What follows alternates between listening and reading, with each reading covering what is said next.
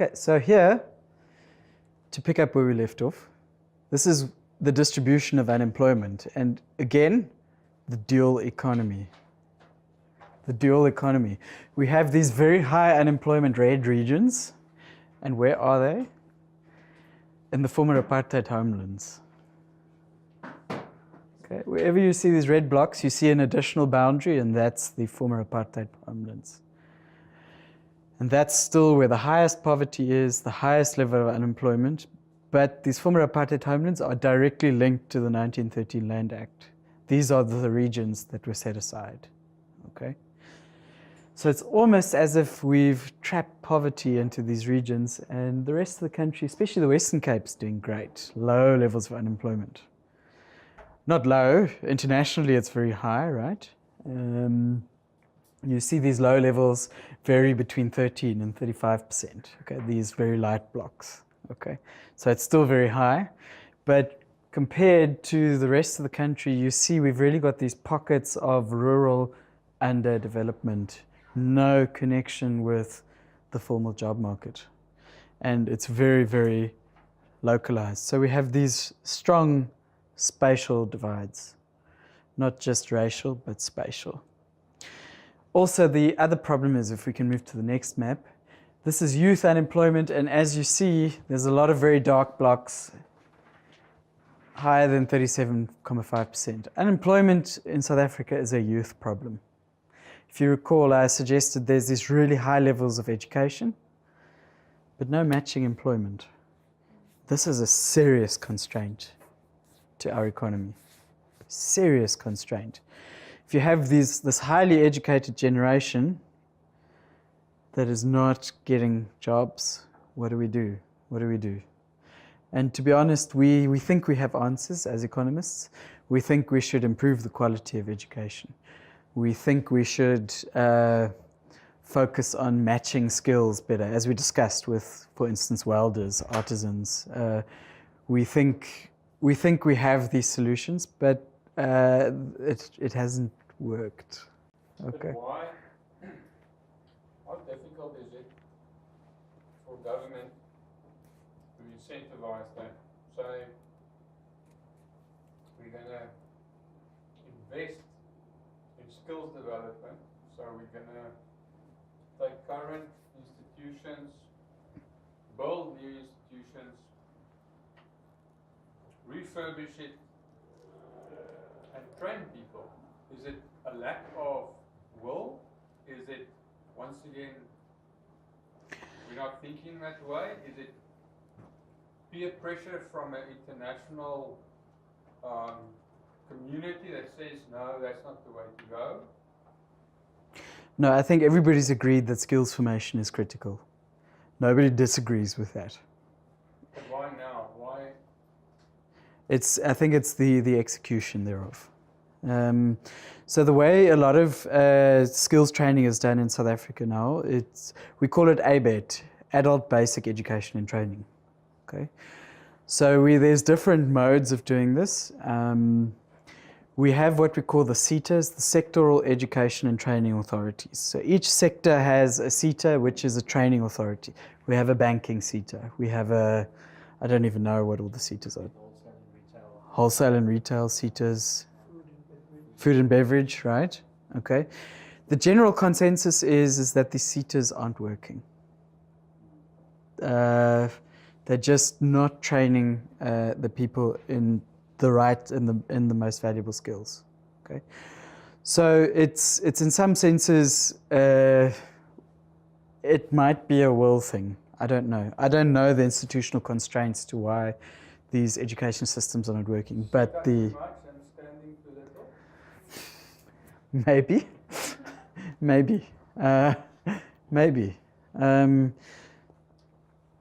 But so, for instance, yeah.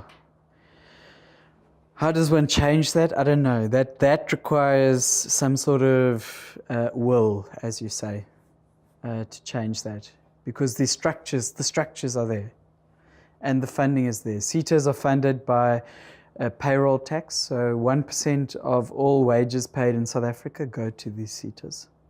Isn't it a vision problem.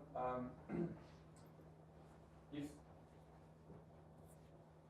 you can show somebody a major project that we want to pursue, and you say this is the amount of money available for that, and that is the skill that we require, and we will not import labor.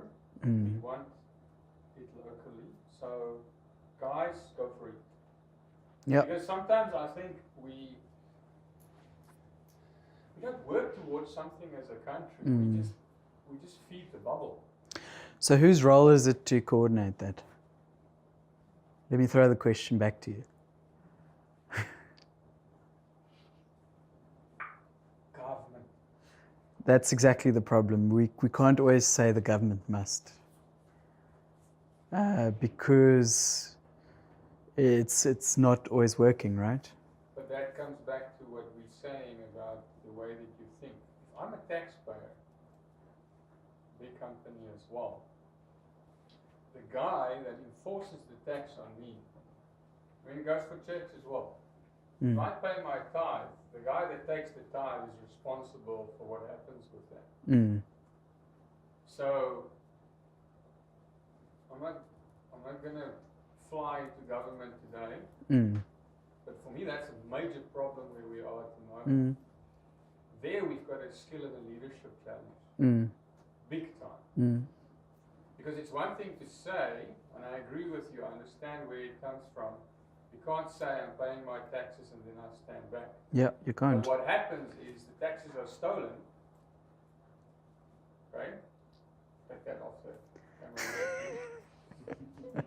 So there's no taking hands. There's no trust between private and government anymore. Yeah. No, that's true. If that money comes back, then people might. Somebody will say, yes, okay, let's run with this. Yeah. But at the moment, it's a trust thing. And in some senses, one could call it a social contract. We don't have one. Yeah. We don't have one. We don't have an understanding that we're going to work together for the common goal. We don't have a common goal. Yeah? Because isn't that what some countries, I don't know, China maybe, you put an example, they got that right. They have this, say for instance JFK, he said, we want to reach the moon. Yeah. And private and government, they got together and they started focusing on getting to the moon, the race against the Russians. Yep. Don't we need something like that? So the budget speech, last week's budget speech, it's an entire new section in the budget review which is emphasizing these PPPs, public-private partnerships. The question again is implementation and buy-in. If there's no buy-in, how do we do this? We've got these forums in South Africa such as NEDLAC, I don't even know what it stands for, National, but it's basically a coming together of business and government. So they've, for instance, decided together on national minimum wages. They've decided on, they come together and agree around certain things. So these forums, again, are we just imposing them or is there a will to do it? Is corporate South Africa just going on as it will? We're just interested in making money and the government must sort everything else out? Or is the government just also on its own track? Yeah. Sorry about my passion, but if I look at the sleeping members of parliament, they really do not enthuse me to want to work with them. Yeah. You know, there's no, just get your body language right. Yeah, I mean, I think this is where it comes again. I don't think this will change overnight. We don't have a critical mass. We don't have a critical mass of people saying, let's do this together.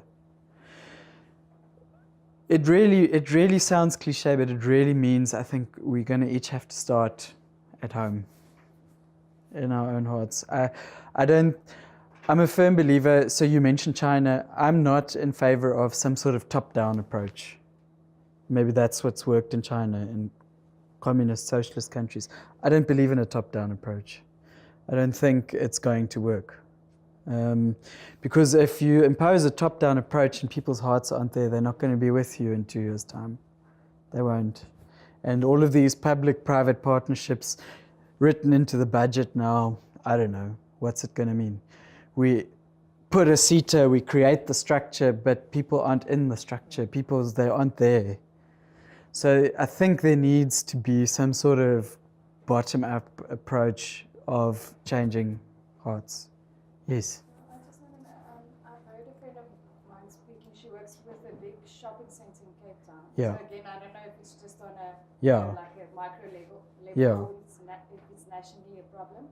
But I understand from her, according to the law about the BEE, where Yeah. 52% of a company must be black, and for her to use people, for instance, to do the tiling and replace a window or cleaning or things like that, she needs to employ people from those places. But my question is, or the tendency, what is happening now is the companies, they have companies that are like 52% black owned, but they just employed other people that aren't necessarily Yeah.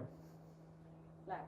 Yeah. So they Yeah. it's just somewhere along the line, someone caught the drift. So they have a company employing the cleaner and the tiler of whichever race or whatever. So they're getting the bucks, but the people at the bottom. So it's a plaster, right? The skills that aren't being developed Yeah. in the places that are supposed to now uplift those people. So is it like everywhere like that, or is it just I mean, places that it's happening? I can give you the sort of the broader picture on BEE. I think your assessment seems pretty accurate to me, because we see that BEE has had almost no effect, except at the top. And we see that in the data. We see the gaps between race groups has changed at the top, but not for the average person. And I can easily think that stories that you're telling now is part of that, why it's not effective for the average person. It really isn't. Yeah. So again, it's a thing of, yes, we've got this structure and we're ticking all the boxes of the structure. Great. But is it really changing anything? Maybe not. So we need buy-in. We need buy-in. I'm not saying do away with the structure. What I'm saying is we need, in a sense, an agreement, all of us, that this is what we want to do. If we don't have agreement, it's not going to work, these structures. Yeah. So you can see BEE, for instance, as one of those structures. And yes, people are ticking the boxes, getting their scorecards and getting their everything, but it's not changing things on the ground. Yeah. Yes, I've seen that with working for a small NGO for environmental projects. Yeah. But if you don't uplift the people on the ground, so you need someone for them to take ownership. Yeah. But you also need the top to be the guiding. Yes. So it needs to be to Yes. connect those to actually to get results on your projects. That's a very good point.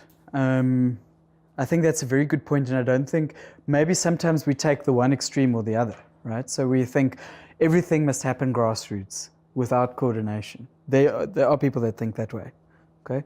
And then we think, no, we just need good structures. But I think you're quite right. One needs both. One needs, in a sense, the buy-in, but one needs the structure to give it some form. I think that's a very valuable point. Because for me, I always see these extremes. So you could think of communism as a top-down thing.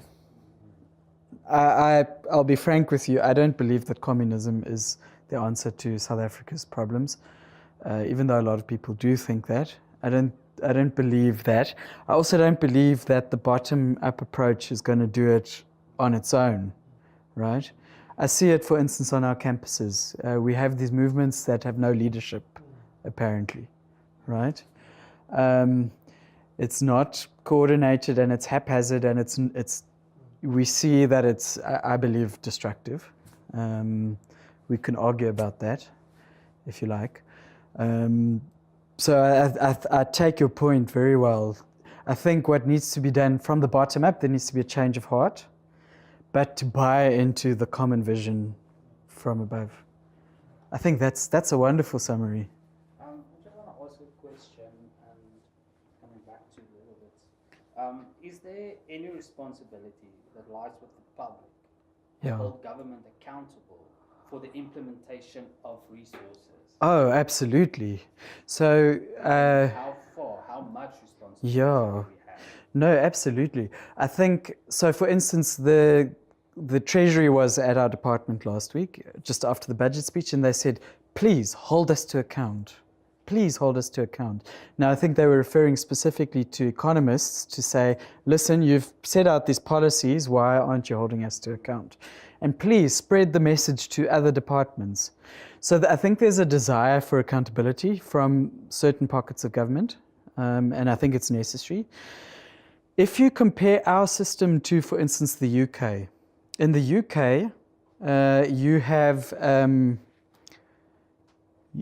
each area has a member of parliament.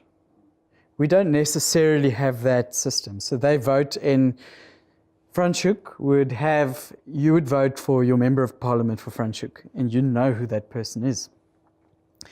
They have the system of if you want to talk about something, you write to your member of parliament, and that member of parliament has to go to parliament and bring that before the rest of parliament.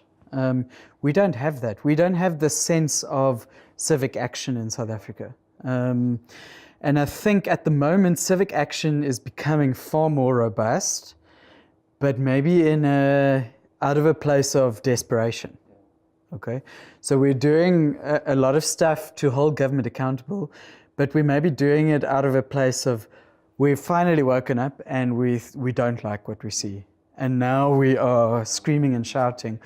We need to develop more solid accountability structures and civil society organizations. And I think the church has a role there. So for instance, when I spent time in the UK, they, for instance, got up and said, here's some postcards.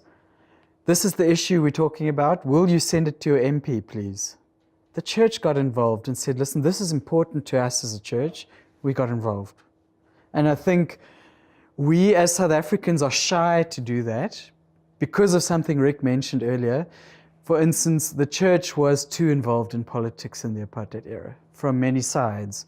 So we mixed our politics and our religion to the degree that we couldn't separate the two. And now we sort of feel, we're very careful. Particularly because apartheid was endorsed by the church. And on the other side, the liberation movement was also strongly integrated with the church. So now we're trying to find each other in this as a church. Where do we find each other coming from these very different angles?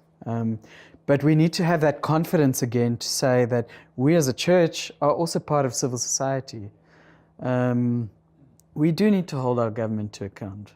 So now Romans says to us, respect your government. It's true, and we need to do that.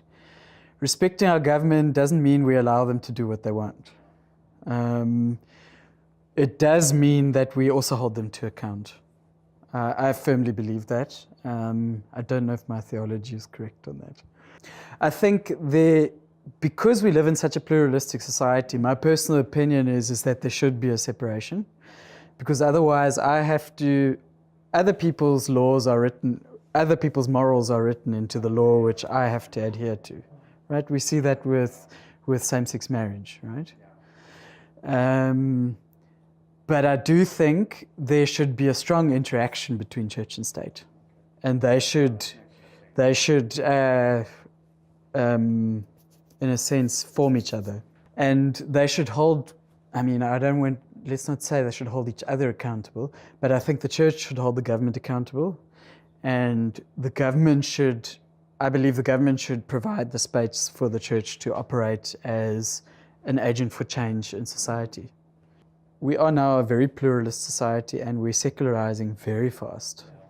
And the voice of the church is disappearing ever so surely. So there are organizations, Christian organizations. There's Freedom of Religion South Africa that was established by Josh Gen. They're one such organization. There's members of Shofar Cause for Justice that are also an organization like that, defending Christ in the public space. In the UK, you have Christian Concern, very important. But I think it shouldn't just be organizations. It should be we as individuals need to know that we can and should take hands to ensure that there's this interlinkage between church and state, that these systems can work. Yeah. Christians sometimes get frustrated and say, no, we've got to change the world, and then we say, but the church isn't coming with me. Then I'm going to change it by myself, okay? And then I lose Christ. And I've seen this happen often, right? I might have erred on that side myself at some stages. So we need to be careful that we don't run away from the church and run away from Christ trying to change the world. But on the other hand, we need to pull our brothers and sisters with us. We can't do it if we're doing it out of my own motivation. But we can't just do nothing, as you say. Heaven is coming. I think there is a place to say that there should be some sort of restoration in the here and now. It's this whole concept of now but not yet. God is here, but we haven't come to full restoration yet. I've heard that concept being said quite often in contexts like these, now but not yet. And it's that tension that we live with. God is here now, but not full restoration yet.